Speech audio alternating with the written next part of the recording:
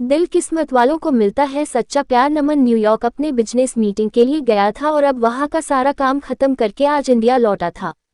नमन Mumbai airport पर इंतजार कर रहा था अपने ड्राइवर का, क्योंकि उसके ड्राइवर ने बोला था कि वो एयरपोर्ट पिक करने के लिए आने वाला है।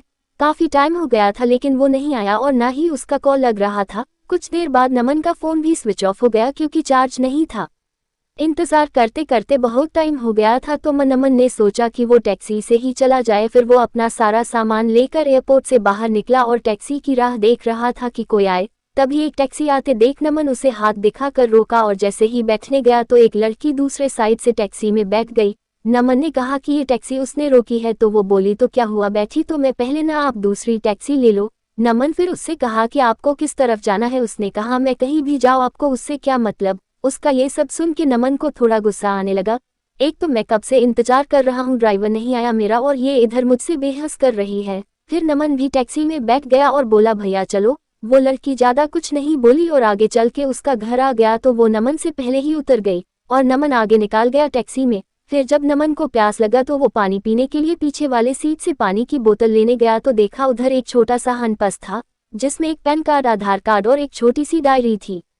वो पर्स उस लड़की का था। नमन ने ड्राइवर को बोला कि देखो ये उस लड़की का पर्स इधर छूट गया है, तुम इससे पुलिस स्टेशन में जाके जमा कर देना। फिर वो ड्राइवर बोलने लगा कि नहीं साहब मैं नहीं पढ़ना चाहता, ये पुलिस के चक्कर में वो 10 सवाल पूछते हैं, बार बार पुलिस स्टेशन बुलाते हैं। मैं टेहरा एक ड्राइवर, दिन भर गाड़ी चला के कुछ पैसे कमाता हूँ, अगर पुलिस स्टेशन के ही चक्कर काटते रह गया तो खाऊंगा क्या। साहब ये काम आप ही कर दो, आप पुलिस स्टेशन जाके जमा कर देना। फिर नमन ने सोचा ठीक है, मैं एक जिम्मेदार नागरिक होने के कारण ये तो कर ही सकता हूँ। और फिर नमन का घर आ गया। नमन ड्राइवर को उसका भाड़ा देकर उतर गया। नमन के घर में नमन अलावा उसके मम्मी पापा रहते हैं। नमन उनसे मिला, उनका हाल चाल लिया और पूछा कि ड्राइवर आया क्यों नहीं एयरपोर्ट पर मुझे लेने। तो माँ ने बताया कि रास्ते में गाड़ी खराब हो गई तो उसने तुम्हें कॉल किया लेकिन तुम्हारा फोन ऑफ था तो उसने घर पर कॉल करके बताया कि वो गाड़ी ठीक करवाने के लिए जा रहा है। नमन ने कहा ठीक है और अपने कमरे में चला गया आराम करने। जब नमन शाम को सोकर उठा तो अपना कमरा ठीक करने में जुट गया जो कि बहुत बिखरा हुआ था। तभी नमन को वो उस लड़की का पर्स दिखा जो उससे गाड़ी में मिला था। नमन ने उसे खोला तो उसमें डायरी था, उसे निकाल के देखा। उसमें कुछ फोन नंबर लिखे हुए थे।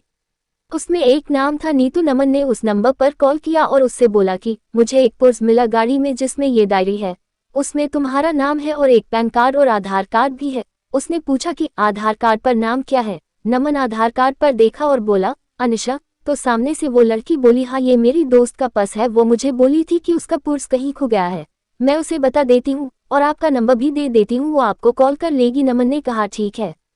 थोड़ी देर बाद एक नंबर से कॉल आता है। फोन उठाते ही सामने से एक लड़की बोलती है मेरा पर्स आपके पास है। नमन ने कहा आप कौन। तो वो बोली वही जिसका पर्स आपके पास है, जिसमें मेरा कुछ बहुत जरूरी सामान है। नमन ने कहा हाँ मेरे पास है, तुम उसे टैक्सी में भूल गई थी। वो बोली हाँ, कल आप मुझे दिल्ली कैफे में मिलकर उसे लौटा सकते हैं। मैंने कहा हाँ। वो थैंक यू बोलकर कॉल रख दी।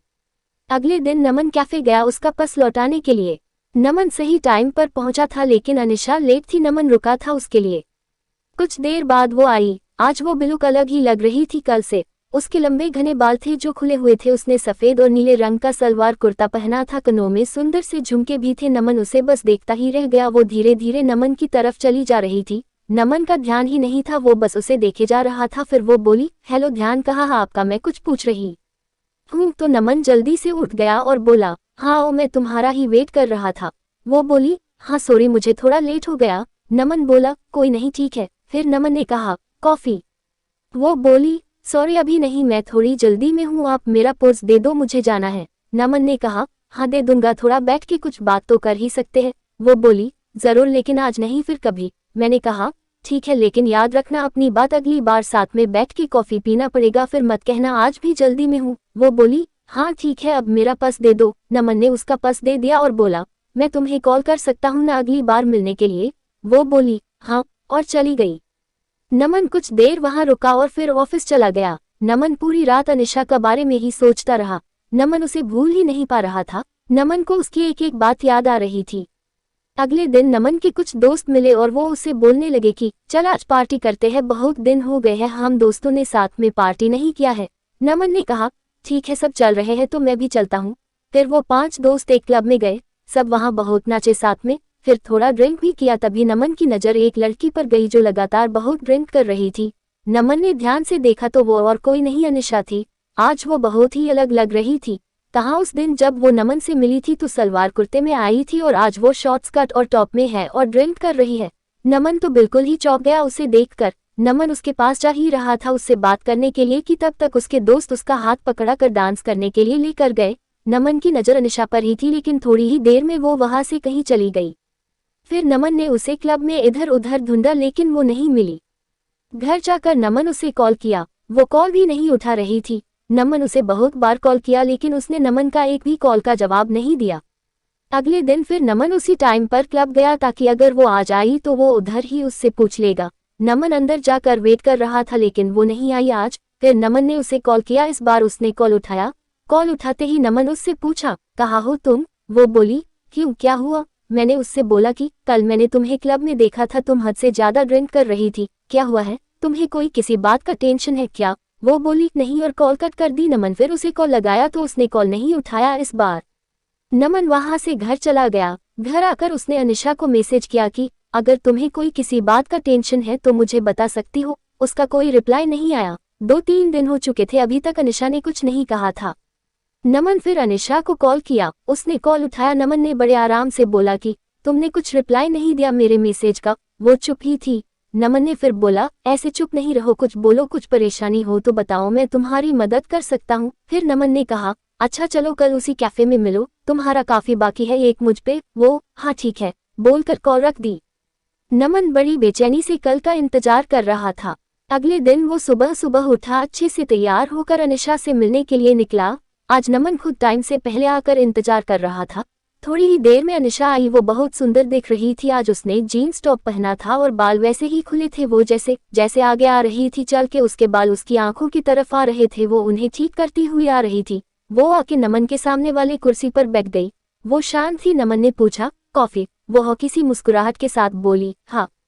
नमन ने वेटर को कॉफी के लिए बोला और अनिशा से बोला, चलो अब बताओ क्या बात है जिससे तुम परेशान हो? पहले तो वो कुछ नहीं बोल रही थी, फिर नमन ने कहा, बोलो कुछ। वो बोली कि मैं मुंबई में अकेले रहती हूँ, यहाँ मैं अपना करियर बनाने के लिए आई हूँ।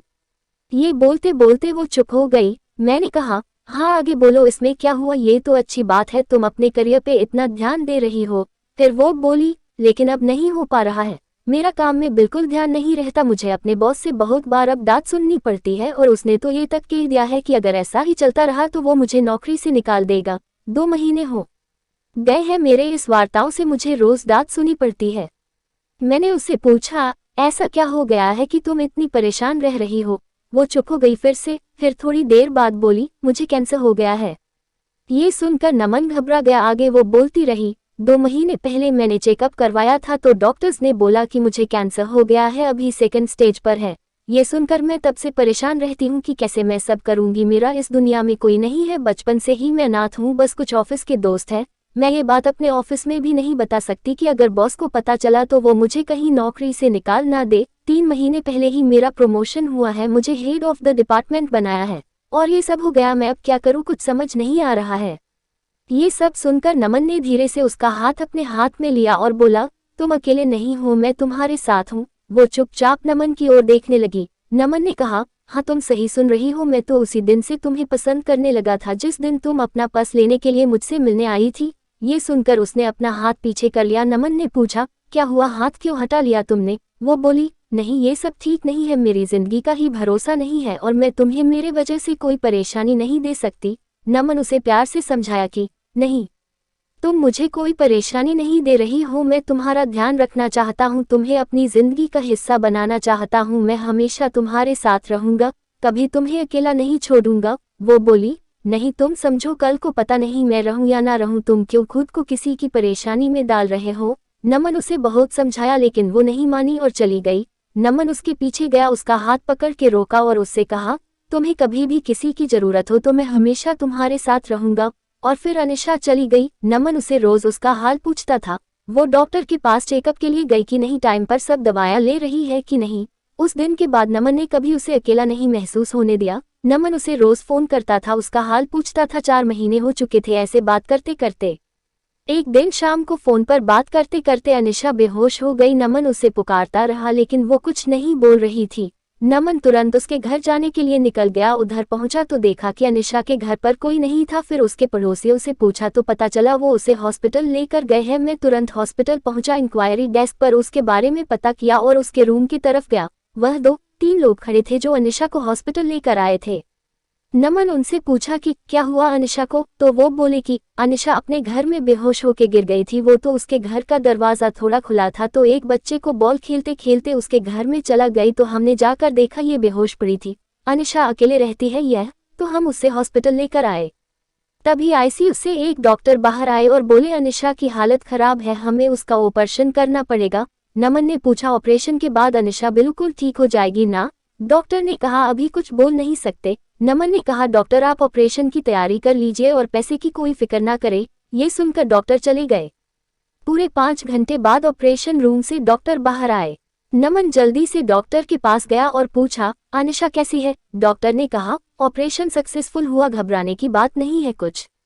नमन के जान में जान आई। उसने पूछा क्या मैं अनिशा से मिल सकता हूँ? डॉक्टर ने कहा अभी नहीं, कुछ देर बाद। नमन ने कहा ठीक है। फिर नमन बाद में अनिशा से मिला। वो नमन को देखकर रोने लगी।